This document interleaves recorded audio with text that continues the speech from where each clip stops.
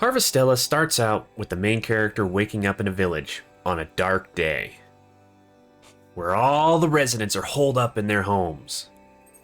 Trying to open a door elicits a warning about walking around during Quietus. And after a short walk through the town, the protagonist passes out again. The next day, they're woken up by the local doctor and introduced to the lay of the land.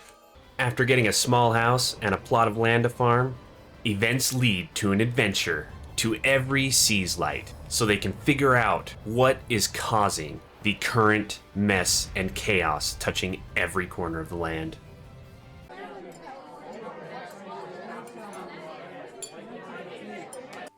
I'm confident in saying most kids will find something they can enjoy about this game. There's some low-key violence with the monsters roaming the land, but the language is very clean. And who doesn't love a cute little animal to pet and take care of? There's practically no voice acting in the game. All the conversations are text-based, so it can get a little boring for an audience. So to sum it all up, no blood, no poor language, and cute animals to pet.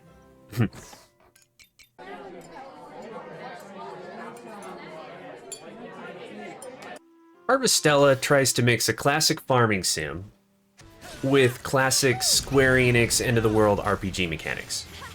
It does feel kind of weird worrying about planting tomatoes with the end of the world looming, but it's necessary to tend the farm if you want to progress the story.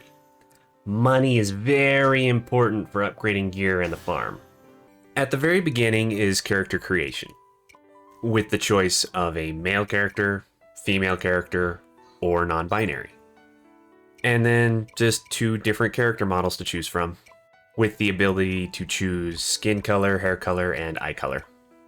After the basic character creation, the game will go through a very slow start. It took me about 3 hours to get through, learning the basics and meeting the core characters, but it wasn't dead boring. After the first 2 chapters of the game, the world really opens up. Enough has been learned to properly tend the farm and take on the world.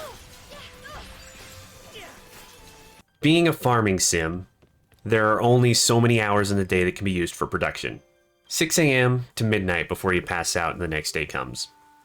Time moved at a steady pace. It didn't feel too fast or slow until I was running around in the open world. Every couple of steps I would take, 10 minutes would pass. So time moves very fast until a speedy mount is purchased. It does have its uses though. If the wait for a store to open is just too much, I could just run outside of town and move around in a circle until 8 a.m. came around. An absolute boon in this game is the ability to teleport. These little things called monolights can be found in every dungeon.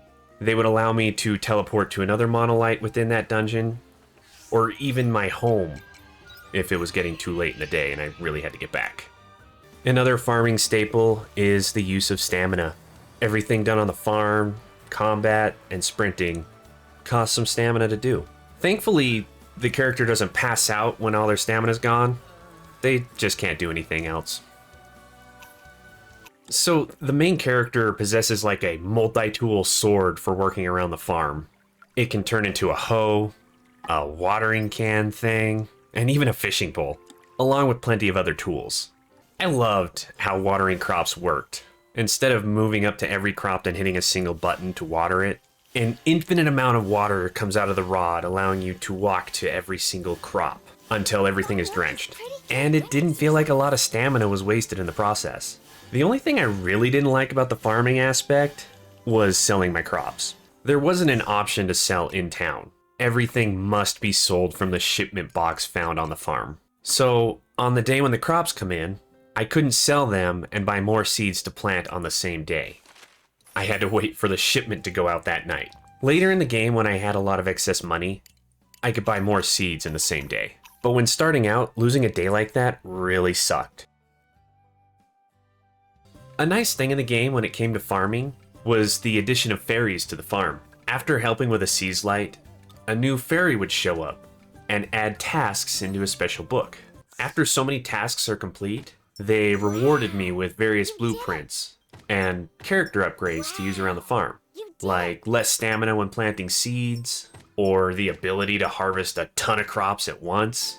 And the tasks needed to complete the book worked retroactively, so I could complete a lot of tasks before they were even available, and stamp them out for a quick reward. The combat wasn't terribly complicated. Starting out, there was only one job available, the fighter. As the game progressed, new members would be added to the party, awakening something within the main character, and opening up new combat jobs.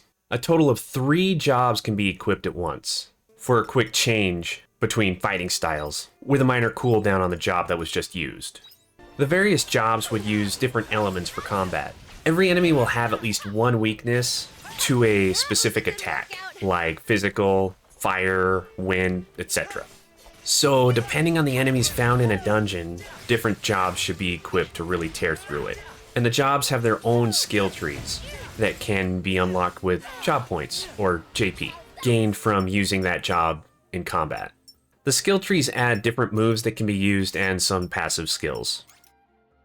When traveling through dungeons, the party can only hold up to 3 characters, the main character and 2 others. As the game moves on, more and more characters were added to the roster, allowing for the creation of the best possible party for the current dungeon. And remember how I mentioned every new member awakens something in the main character?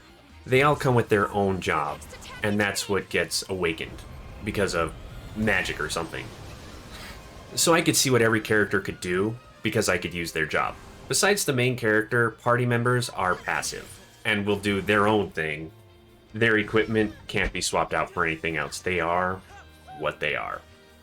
At times, the combat could be a real pain. I didn't like the major necessity for food to keep my stamina up and health full. When I first unlocked the kitchen, I would grind for days, running through dungeons collecting materials to make a meal that I could use for healing while in combat.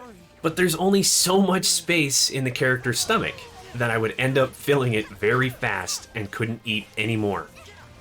I did eventually figure out how to make drinks. They didn't give stamina like a meal does, but they did heal a lot of HP, and hardly filled the stomach. Managing food for combat was probably the most boring part of the whole game. And that's Harvestella. 2 excellent game types trying to merge into one. Square didn't quite pull off a smooth interweaving of genres, but nonetheless I enjoyed the game. I have to say, this game would be a lot more fun on the Switch. I imagine taking it on the go would be a blast compared to sitting at my desk playing all day.